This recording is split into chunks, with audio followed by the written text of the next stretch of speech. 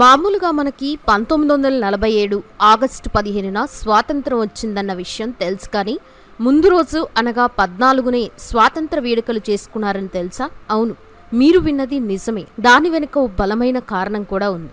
అయితే 15న సాయంత్రం జెండా ఎగురవేసే సమయంలో ఎంత రచ్చ జరిగిందంటే ఆ సమయంలో అక్కడున్న నేతలు కూడా భయపడిపోయారు.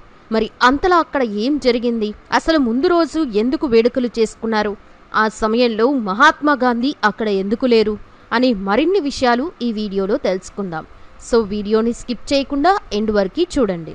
స్వాతంత్రం వచ్చే ముందు ఏం జరిగిందనే విషయానికి వస్తే, రెండవ ప్రపంచ యుద్ధంలో ప్రైమ్ మినిస్టర్ విన్స్టన్ చర్చిల్ బ్రిటన్కి విజయాన్ని ఇప్పించినప్పటికీ ఆ యుద్ధంలో బ్రిటిష్ సైన్యం వెనుకబడగా భారత్లో స్వతంత్ర పోరాటం బలం పెరిగింది. సుభాష్ చంద్రబోస్ మన దేశం కోసం విదేశాల్లో ఏర్పాటు చేసిన ఆజాద్ హింద్ ఫౌజ్ యుద్ధానికి రెడీ అయింది.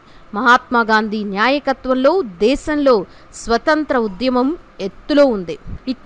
ఇక అప్పుడే ప్రధాని రిచర్డ్ ఎట్లీ 1947 ఫిబ్రవరి 20న బ్రిటన్ హౌస్ ఆఫ్ కామన్స్లో 1948 జూన్ 30 నాటికి భారతదేశానికి స్వాతంత్ర్యం ఇస్తామని అన్నారు. కానీ తర్వాత పరిస్థితులు పూర్తిగా మారడంతో అప్పుడే స్వతంత్ర సంగ్రామం మరింత బలంగా మారింది. అంతేకాదు బ్రిటిష్ వాళ్ళ డివైడ్ అండ్ రూల్ లాంటి కుతంత్రం వల్ల దేశంలో చాలా ప్రాంతాల్లో పలు జాతులు వర్గాల మధ్య హింసలు పుట్టుకురావడంతో లార్డ్ మౌంట్ బాటన్ వెంటనే భారతదేశానికి స్వతంత్రం ఇవ్వాలని నిర్ణయం తీసుకున్నాడు. దీంతో 1947 జూన్ 3న ఒక ప్రెస్ కాన్ఫరెన్స్లో 1947 ఆగస్టు 15 భారతదేశానికి స్వాతంత్రం ఇవ్వబడుతుందని, దాంతోపాటు భారతదేశం పాకిస్తాన్ అనే 2 దేశాలు ఏర్పడతాయని, వాటి రాజ్యాంగాలు వేరువేరుగా ఉంటాయని ప్రకటించారు. దీంతో అందరూ చాలా సంతోషించారు. అయితే నిజానికి స్వతంత్ర దినోత్సవం ఆగస్టు 15 అని ఎంచుకున్నాం, కానీ ఆగస్టు 14 మధ్యరాత్రనే స్వతంత్ర వేడుకలు మొదలుపెట్టారు. అయితే దీనికి ఒక బలమైన కారణం కూడా ఉంది.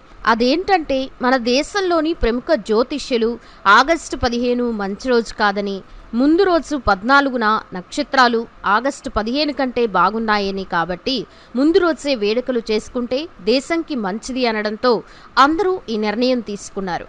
ఇక వైస్రాయ్ లార్డ్ మౌంట్ బాటన్ కూడా దీనికి ఓకే అనగా ఆగస్టు 14 రాత్రి 11 గంటలకి పార్లమెంటు భవనంలోని సెంట్రల్ హాల్లో స్వాతంత్ర దినోత్సవం వేడుకలు చేశారు.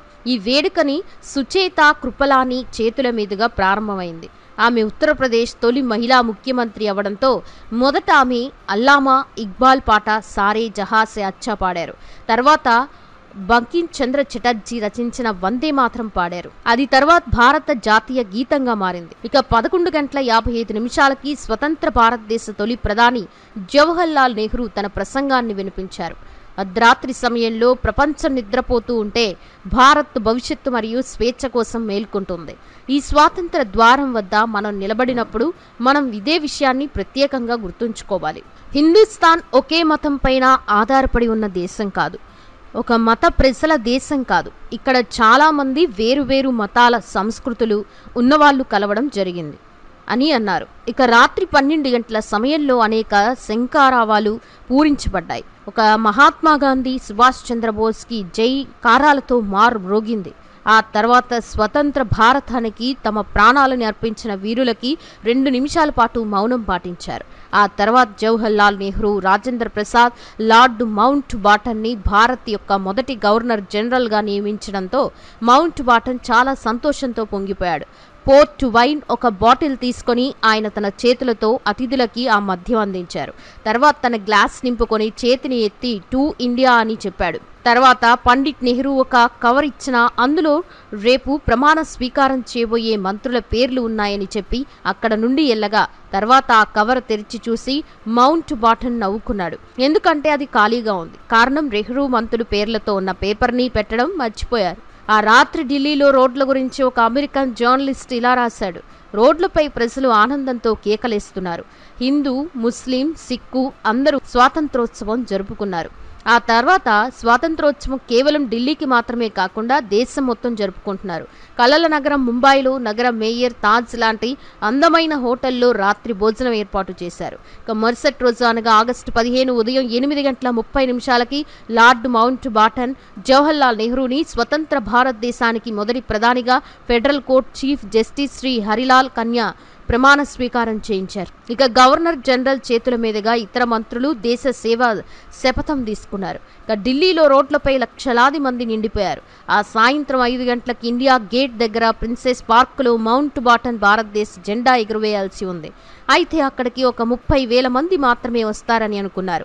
కానీ 5 లక్షల మంది జనం అక్కడికి రావడంతో జనాన్ని ఆపడానికి వేసిన బారికేడ్లు, బ్యాండ్ వాళ్ల కోసం ఏర్పాటు చేసిన స్టేజ్, ముఖ్య అతిథుల కోసం ఏర్పాటు చేసిన సీట్లు, వీక్షణ గదులు, రహదారులు, 2 వైపులా కట్టిన పెద్ద తాళ్లు అన్ని ప్రజల భారీ ప్రవాహంలో కొట్టుకుపోయాయి.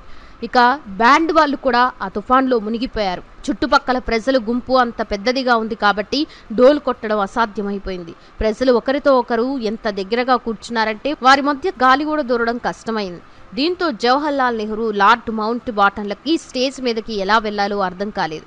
దీంతో పండిట్ నెహ్రూను ప్రజలు భుజాల మీద ఎక్కించుకొని స్టేజ్ మీదకి తీసుకెళ్లగా లార్డ్ మౌంట్ బాటన్ మాత్రం తన బండి నుండి బయటికి రాలేకపోయాడు. ఆయన కూతురు పామేలా కాళ్ళకి ఉన్న తన చెప్పులు చేతిలో పట్టుకుని మనుషుల మధ్యలో స్టేజ్ మీదకెళ్లి అక్కడ సర్దార్ పటేల్ కూతురు మణిబేన్ పటేల్ దగ్గరికెళ్లి నిలబడింది. మౌంట్ బాటన్ మాత్రం తన బండి దిగలేకపోవడంతో ఆయన నెహ్రూని చూస్తూ లెస్ట్ హోస్ట్ ది ఫ్లాగ్ అంటూ గట్టిగా అరుస్తూ చెప్పడంతో అప్పుడు ప్రిన్సెస్ పార్కులో భారత్ యొక్క త్రివర్ణ జెండాను ఆకాశంలో ఎగరవేశారు. ఆ తర్వాత మౌంట్ బాటన్ తన బండి దిగి జెండాకి గౌరవ వందనం చేశాడు. అప్పుడు భారత ప్రజలు హృదయపూర్వకంగా బ్రిటిష్ వ్యక్తి అయిన మౌంట్ బాటన్కి జైకారం చేశారు. బ్రిటిష్ వారి 200 ఏళ్ల పాలనలో ఎప్పుడూ జరగని, అలాగే ఎవరికీ దక్కని గౌరవం మౌంట్ బాటన్కి దక్కింది. ప్రజలంతా ఆయన పేరుతో జైకారం చేస్తూ ఉండడంతో ఆయన సంతోషంతో పొంగిపోయాడు. జెండా ఎగరవేస్తున్న సమయంలో సడన్ గా బలమైన గాలులు వీచాయి. అంతేకాదు ఇంద్రధనస్సు కూడా కనిపించింది. అంటే ప్రకృతి కూడా భారతదేశ స్వాతంత్ర వేడుకల్లో భాగమైనట్టుగా అనిపించింది. అయితే భారత స్వాతంత్రంలో ముఖ్య పాత్రుడైన రాష్ట్రపిత మహాత్మా గాంధీ 15 ఆగస్టు రోజున అక్కడ కనిపించలేరు. నిజానికి ఆయన అప్పుడు పార్లమెంట్లో లేరు. రాష్ట్రపతి భవనంలోనూ, ఇండియా గేట్ వద్ద, లాల్ కిలా దగ్గర కూడా లేరు. 14 ఆగస్టు రాత్రి ప్రధాని జవహర్లాల్ నెహ్రూ ఇచ్చిన ప్రసంగం కూడా వినలేదు. ఆ ప్రసంగం గాంధీ గారికి వినిపించలేదు. ఎందుకంటే ఆ రాత్రి 9 గంటలకు ఆయన నిద్రపోయారు. ఆ సమయంలో గాంధీ గారు కోల్కతా భేలియా ఘాట్లో హైదరీ మంజల్ అనే బంగ్లాలో విశ్రాంతి తీసుకున్నారు. దేశం విడిపోయిన తర్వాత మొదలైన సాంప్రదాయ హింసను ఆపేందుకు బాపు 13వ తేదీన కోల్కతాకు వచ్చారు.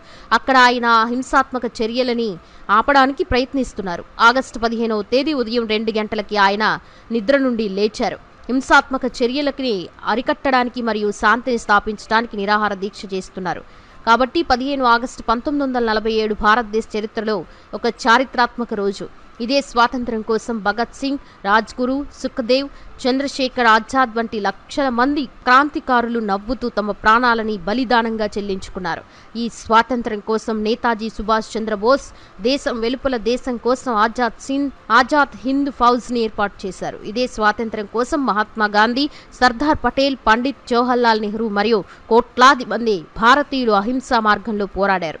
చూశారు కదా ఫ్రెండ్స్, మరి ఈ వీడియో చూశాక మీ అభిప్రాయం ఏంటనేది కామెంట్స్లో చెప్పండి. అలాగే వీడియో నచ్చితే వెంటనే లైక్ చేయండి, షేర్ చేయండి. ఇలాంటి మరెన్నో ఇంట్రెస్టింగ్ వీడియోస్ కోసం నా ఛానల్ని సబ్స్క్రైబ్ చేసుకోండి. Thanks for watching.